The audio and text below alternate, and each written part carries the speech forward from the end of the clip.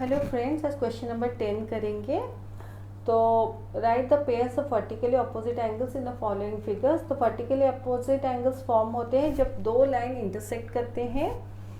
तो इस केस में ये देखिए ए और सी, एंगल ए और angle C vertically opposite angles हैं। नेक्स्ट है एंगल बी और एंगल डी।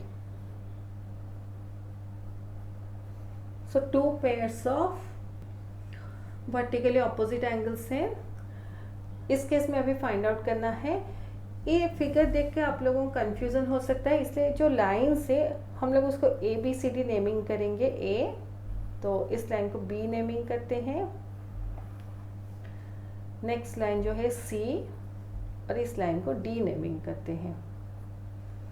ये एक्चुअली स्मॉल लेटर्स होने चाहिए लाइन को नेमिंग जब हम लोग करते हैं, लेकिन मैं जस्ट कन्वीनियंस के लिए रफ मैं ऐसे समझा रही हूँ, इसलिए मैं कैपिटल लेटर्स ले ली हूँ।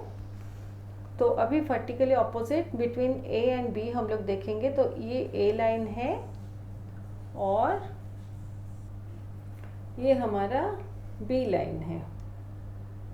ये ए है, ये बी है। तो यहाँ पर कौन से एंगल्स आते हैं?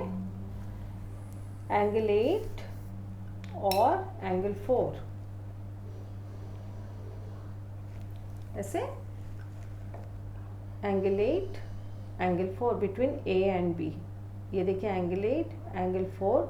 नेक्स्ट बी और सी के बीच देखेंगे, ये बी लाइन है, ये सी लाइन है। तो यहाँ पर कौन से एंगल्स आते हैं? Angle 1 angle 5।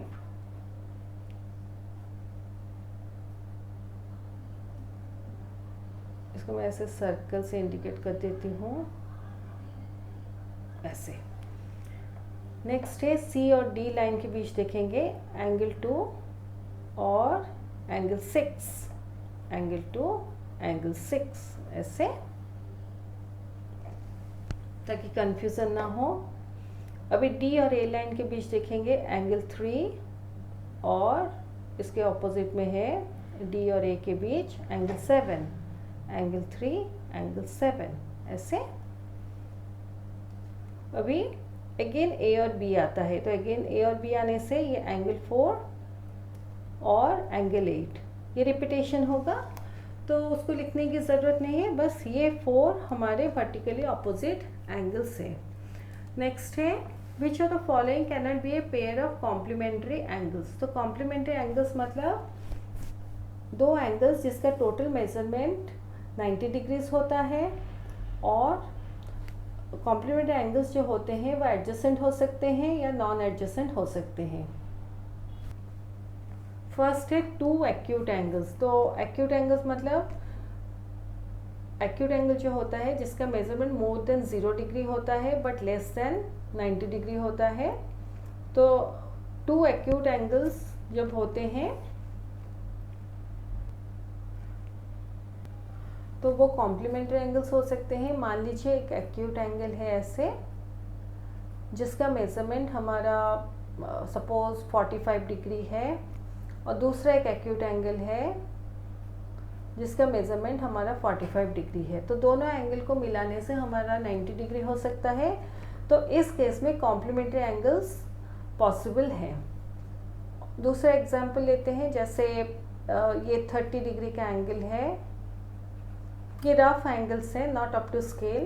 और दूसरा कोई एंगल अगर है जो कि ऐसे सोचिए 60 डिग्री का है, ऐसे अगर 60 डिग्री का है, तो ये दो एंगल्स जो है उसको मिलाने से ये भी कॉम्प्लीमेंट्री एंगल्स हो सकते हैं। तो एक्यूट एंगल के केस में अगर दो एक्यूट एंगल्स होते हैं तो उस केस में कॉम्प्लीमेंट्री एंगल्स फॉर्म हो सकते हैं। टू ऑब्ट्यूज एंगल्स, तो यहाँ तो देखने से ही पता चल रहा है कि कॉम्प्लीमेंट्री एंगल्स फॉर्म नहीं हो सकते, क्योंकि कॉम्प्लीमेंट्री एंगल्स जो होते हैं दोनों एंगल को मिलाने से, सपोज एंगल ए और एंगल बी है, उसको मिलाने से 90 डिग्री होता है। ऑब्ट्यूज एंगल मतलब एक ही एंगल का जो मेजरमेंट होगा वो ग्रेटर देन 90 डिग्री होगा बट लेस देन 180 डिग्री होगा।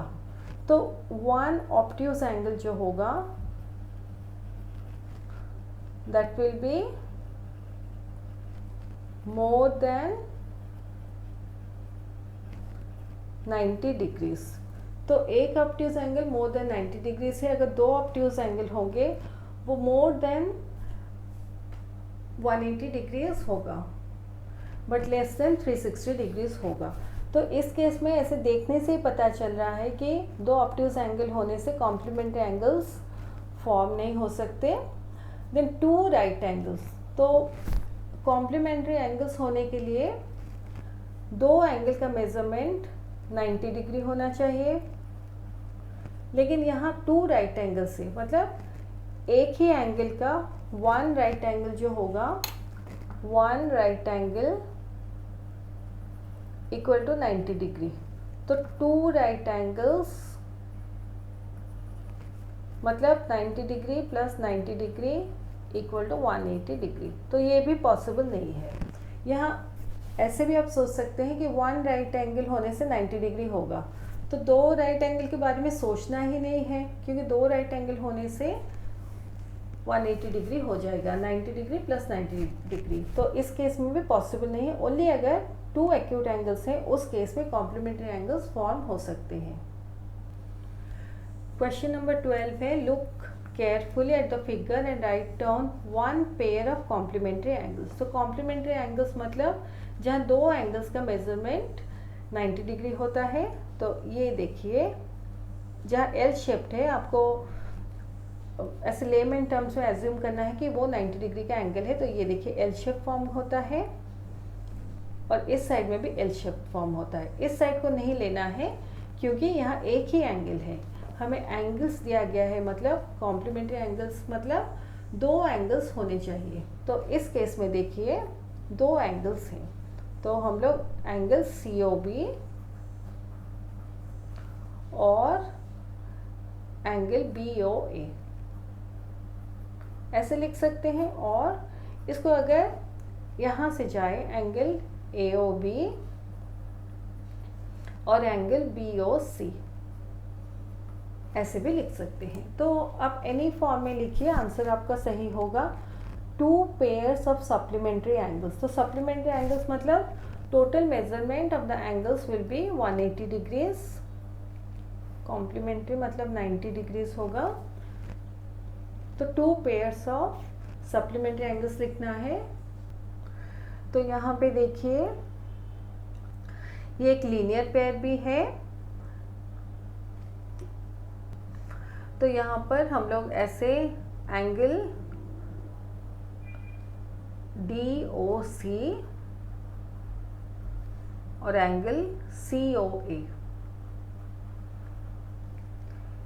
ये एक लीनियर पेयर फॉर्म करते हैं और ये सप्लीमेंट्री एंगल्स भी हैं। नेक्स्ट लेंगे हम लोग टू पेयर्स लिखना है। तो ये जो ऑब्ट्यूज एंगल है इसको लेंगे एंगल BOD, नहीं तो एंगल DOB और एंगल BOA ऐसे लिख सकते हैं।